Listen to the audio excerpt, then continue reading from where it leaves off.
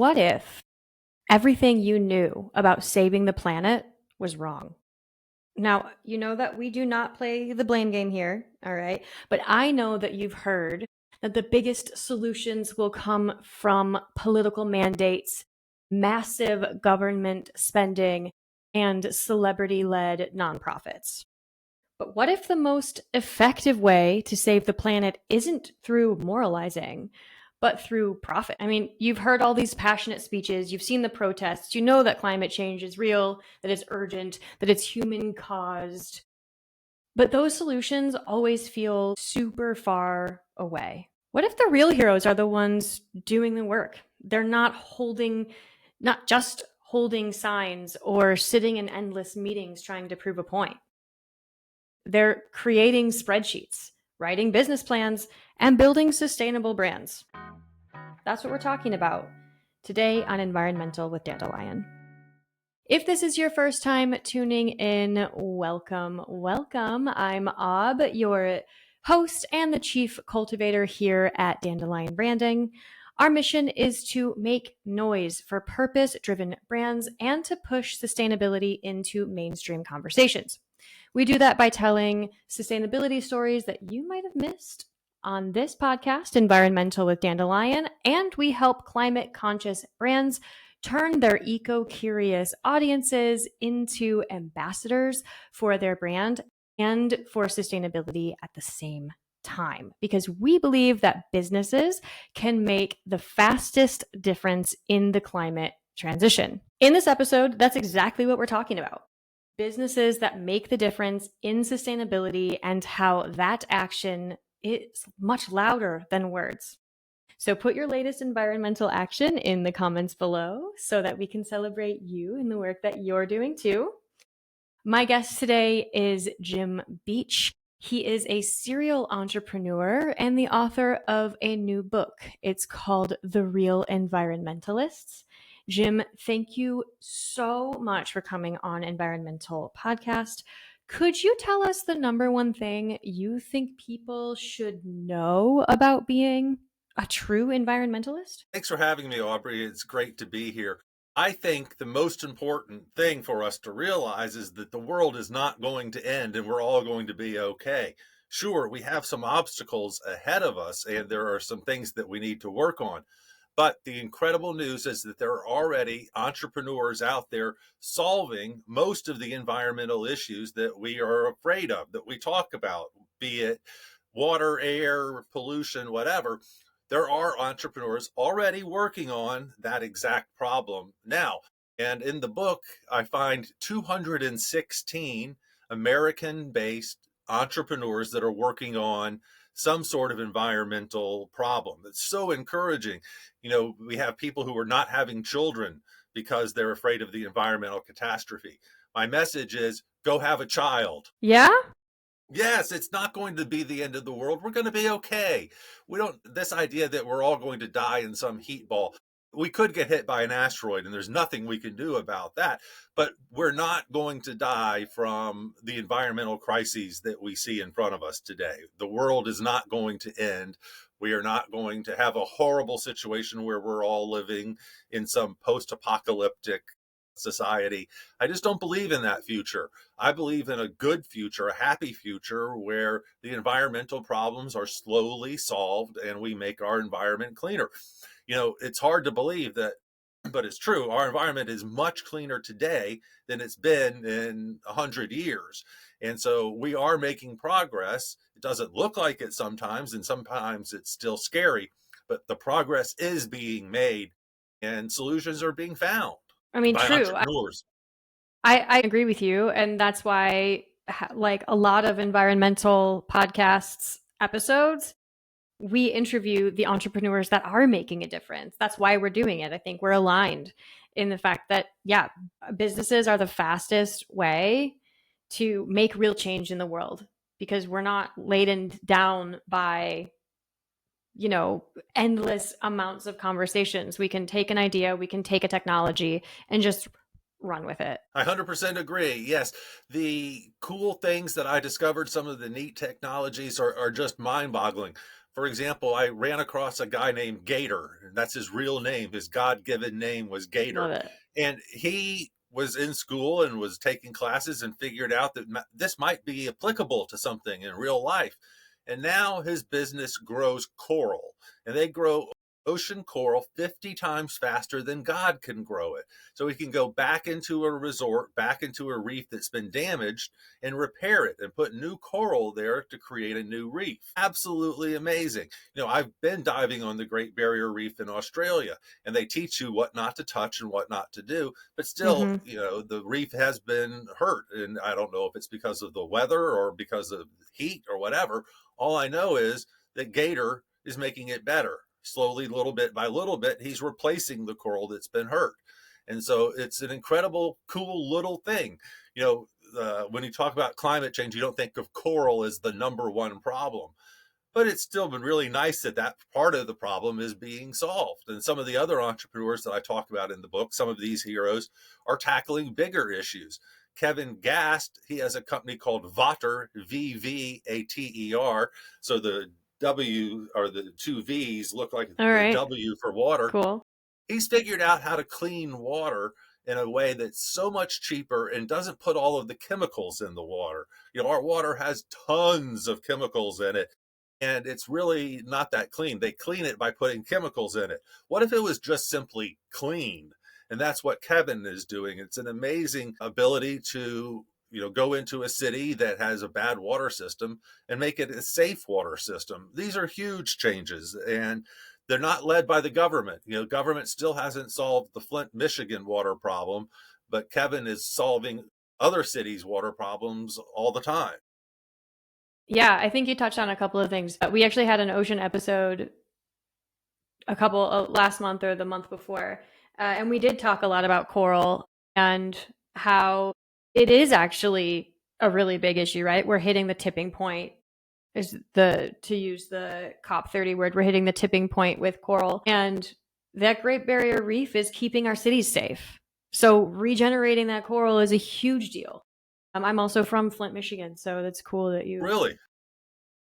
But yeah, to your point, like we just talked about the EPA last month, and they've removed the Superfund title from Flint, but Flint still hasn't seen all the money it needs in order to replace the lead pipes. And people are making all the difference in that city and cities around the world. So yeah, it is really cool to talk to all the people that are making differences in the world. And I appreciate your optimism and positivity, because I agree with you. I think that, people see a need and then they fill it. And climate change is real. It is human caused. And it is something that we need to solve in order for us to really continue on thriving the way we do as a species. And I totally agree that businesses are the way to move forward with that. Yeah. Yes, businesses have an incredible advantage that they have more money coming in. If you're an environmentalist, you spend most of your time begging people for more money and then try to do something good on the side.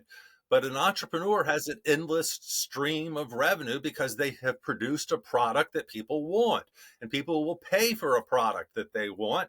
And therefore, the entrepreneur can spend their time focusing on solutions and not raising money from funds and associations and grants and things like that. The entrepreneur has a huge advantage.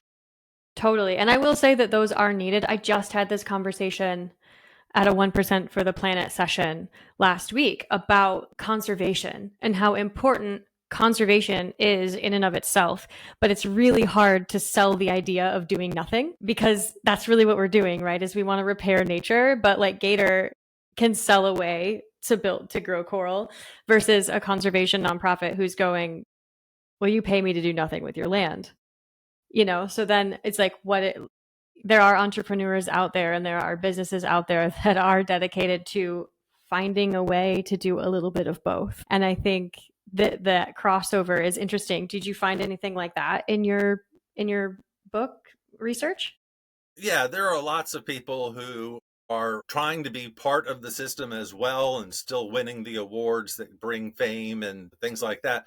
But the most important thing is the revenue, the continual ongoing revenue, so that they can do more good work and actually make some progress. I believe that environmentalists, real environmentalists, get their hands dirty.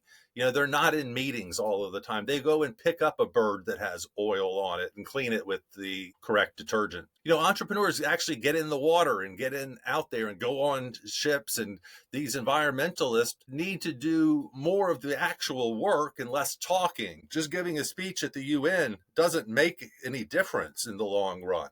And so I'm very encouraged by the entrepreneurs who are actually solving some of the problems. One of the things I love to point out is that 2/3 of the Netherlands are a meter underwater and have been for 300 years. And the Netherlands is doing just fine, even though half of their country is underwater. They've been able to solve that problem and build fjords and create a system where their country is dry. And so the idea that we're going to flood half of the southern United States. I just don't believe those kinds of predictions. Those sort of things make the environmental movement look bad, actually, because one of the things I do in my book is list all of the false predictions that the environmental movement has made. I'm on the movement side. I want a cleaner environment. I want that for my children. I want clean air and water. But I have to realize that some people are doing more good than others, and we need to praise the people who are actually making a difference. And those are called entrepreneurs. I mean, I don't know if we are 100% in agreement on that topic, and I think that's okay. You don't have to own a business or be an entrepreneur to care about the environment or to go, help clean a pigeon or clean up an oil spill, right? There's a lot of volunteer work you can be doing and action and local action you can be taking that does make a really big difference. I agree with that, but the problem is that the people who talk aren't doing that, right? I mean, we're talking right now. Don't you think we're talking right now? This I understand your point, yes, but we also have to follow it up with action, and positive, productive action. So many celebrities that tell me I need to make changes in my life, and they do that while they fly around on private jets and hang out on super yachts. One of the most disgusting things I ran across was the Kardashians have a water fine, I think it was Kim, of $100,000 a month because she's using so much more water than she is allotted. That kind of ego and that kind of lack of caring sets a horrible example for us people who are trying to make some difference and are trying to, raise awareness of the actual solutions. She's getting fined $100,000 a month because she uses more water than she's supposed to. And that's where a lot of people have a problem. They don't like getting preached at by someone that they don't perceive as making the sacrifice themselves. I mean, I would totally agree with that. Come on. Okay, I think it is time for my favorite question on the show. But before I do that, I just want to remind you out there that the algorithms do devalue conversations around sustainability. And believe me, I know how that sounds, but I absolutely refuse to fall prey to the green hush. So to make sure that these stories are heard, I am asking for your help. So please take a moment to like this video and leave a comment, even if it's just a little green heart. I know that subscribing and sharing this podcast with all your eco-curious friends is a really, really big step here, but it does help tell the powers that be that sustainability stories matter in the world. Thank you so much for that. Now, Jim, can you tell me how you and the new book plays a role in the shift to a more sustainable future? Trying to raise awareness of the incredible solutions that we do have that are working already.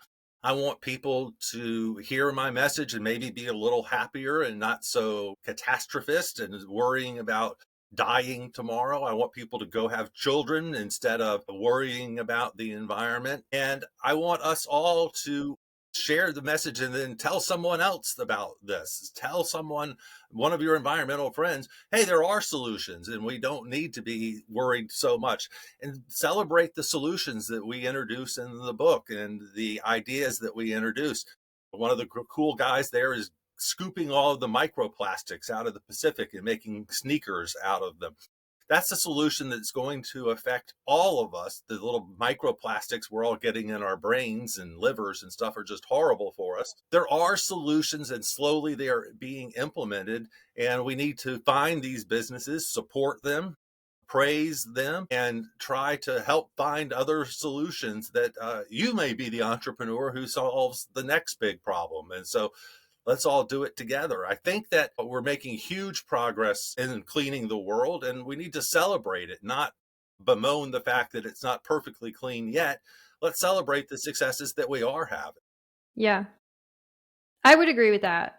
And I have a question for you, and it might be a hot button for you. Our next environmental podcast is a news. So we do a news episode where we just cover sustainability stories people might have missed over the past like month or so, or upcoming things. And then we interview people as well. And the next one is about what our expectations are for the COP30, which is happening in Brazil. And I'm curious about your take on like the big COPs that we have and the movement we see there, because while I agree, and I think businesses are the fastest way to make change, the governments and our systems do have to change along with them, even if it's just to give access. That's my opinion, but I'm curious about how you feel about it. Well, I'd love to look at the environmental footprint of one of those meetings and how many people went on a private jet to go there, and look at the environmental footprint of one of those meetings. It's pretty big. And I think these meetings need to happen. They are useful, but they're inviting the wrong people. They're inviting the academics and the government people, but not one of my entrepreneur solution people got invited. Not one of the people who is actually solving anything got invited. And they're going to go and make a bunch of rules and suggestions and have all of these environmental proclamations. And I'm sure they'll come out with some sort of new catastrophist, we're going to die if we don't do this in the next 6 months type thing. And I don't see it doing any overall good. And all the people who see these government officials and stuff spending all of the money to go and have these conferences that do nothing but tell us how bad we are, I don't think that it's an overall good. I think that you should stay home and find an entrepreneur to support and go and make some solutions in your own vicinity, in your own neighborhood. And I'd ask, how much has come from the last conferences, from the Paris Accord? Because, and here's a problem we have to address. 2/3 of the world is going to ignore whatever treaties are signed. China and India are not going to live up to any treaty that we sign. So how do we really assume that that treaty has made any good when 2/3 of the world are blatantly ignoring it? China is still building power plants and still polluting. China is so dirty, and they're not doing anything to clean it. It's just getting dirtier and dirtier there. With the flood season they've had this year, it's just horrible. I don't see them living up to anything that they sign. So does it really do any good? I don't know. I don't see the same thing. Maybe we're not in the same news cycle. I do see that China is making big steps towards changing their emission, bringing renewable energy propaganda. on. That's just propaganda, Aubrey. I can give you some sources. I mean, the robots. We're living in a world where like politics is hypocrisy. It's whether you're in the United States or China or anywhere in the world. I don't want to just call out one government. You can call out one government, and how can we say that a treaty does anything when they don't live up to it, and they're not living up to their treaties? I mean, you could say the same thing about the US, but I think the point is like, I think we do need to have these conversations, even if the movement is small, even if it is a small change. The small changes on a global scale are big changes. It's the same thing with entrepreneurs, right? I don't think that we should just trust the business owners. While I do agree that business is the fastest way, I don't think it's the only way. I think we need every way to make change. Well, they don't make the change, though. For every one of these big summits, one of the things that they've talked about is ship recycling. And one of the heroes in our book is the largest ISO ship recycler in the world. Well, at Paris, they talked about outlawing ship abandonment. Most ships are sunk in the middle of the night, in the middle of the ocean when they're used up. The owner just says, Yep. go out there and sink it. And that is the absolute worst thing that can happen for the environment. But there's not a single international law that prevents that. And at every single one of the Accord meeting summits, they've talked about implementing an international law that prevents it, and they still haven't done it. And the first time this came up was 36 years ago. And so for 36 years, these summits haven't even been able to get a simple law on the books with the International Maritime Association that you're not allowed to sink a 1,000-foot ship in the middle of the night, in the middle of the ocean. So they're not making even that tiny little rule. Hasn't in 36 years been able to get implemented. I hope that they get something done. I just haven't seen it yet. I hear you. I think, there's a lot of nuance that comes with it, because you can't say the same thing about deep sea mining. It hasn't been outlawed everywhere, but there have been steps towards that direction in a lot of these conversations and a lot of these conferences. So we can go through every single, law that we want to see or that needs to change. But when it comes down to it, we need to work together, right? So no, that law hasn't happened, but there is an entrepreneur out there that is recycling ships. So, that entrepreneur coupled with a governmental body can make a really big difference. That's what I'd like to see happen more often than just keeping everything so separate and so like nonprofits versus government versus entrepreneur. I don't like the individual tactics we take towards things. I don't think it's the best way to move forward. It's the environmental movement that is shunning the entrepreneurs. It's not the other way around. Really, I don't see that. Well, go ask the entrepreneurs, Aubrey. I talk to them every week. I spent several days last week just at summits talking about it, right? I guess like maybe I'm in the circle. That's part of the, and also they're afraid to tell the truth on a podcast like this. The last thing they want is some government official that they have to get something from to hear them complaining about the government. I promise you, the entrepreneurs are afraid. They are very, very cautious about what they say because they're afraid of being singled out as some sort of problem or just being attacked for being for profit. One of the entrepreneurs in the book got reprimanded by his boss at his full-time job for doing research that was going to save the world. One of the deans of the California school system berated one of my entrepreneurs because he was doing for-profit work to solve the problem. And he's the guy doing the microplastics. And he got in trouble at his work. Because of him saving the Pacific Ocean. I find that reprehensible. The entrepreneurs are afraid. I think everyone is afraid, to be clear. I don't think it's just limited to entrepreneurs. I'm happy and excited for the future. Then you're an entrepreneur that's not afraid. Can you tell me what you think the biggest misconception is when it comes to being a real environmentalist? Well, the real environmentalists have an incredible optimism, I think, that is unlimited. They are so excited for their solutions and what they are doing. And I think that we need to realize that they are making incredible strides. We need to help support them. We need to buy their products and encourage them, our cities, to use their products. And we all need to stand up and do more and fight for the entrepreneurs. A lot of people on the other side of the aisle, perhaps, are incredibly discouraged by the government wasting time, in their opinion, wasting money, and being part of the problem in a lot of cases. All of my entrepreneurs complained about government regulation. Our entrepreneurs want to solve the problems, and I'm going to support them. Cool. I think that's a great place to call it. I think we could talk about this and debate about all day. Back and forth all day. I think we could go all day. Yeah. But when it comes down to it, we agree that entrepreneurs are the fastest way to make real change when it comes to climate change and the climate crisis.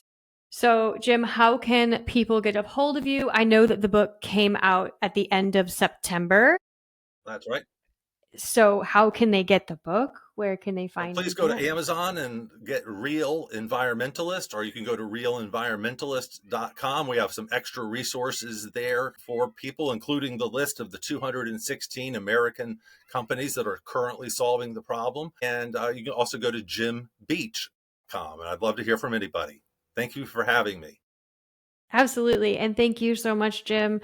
And thank you, everyone, for sticking around. The next episode will be in December, and it will be talking pretty much about this from the other side, because we're going to cover the COP 30, what actually happened. And I will see you there. Bye.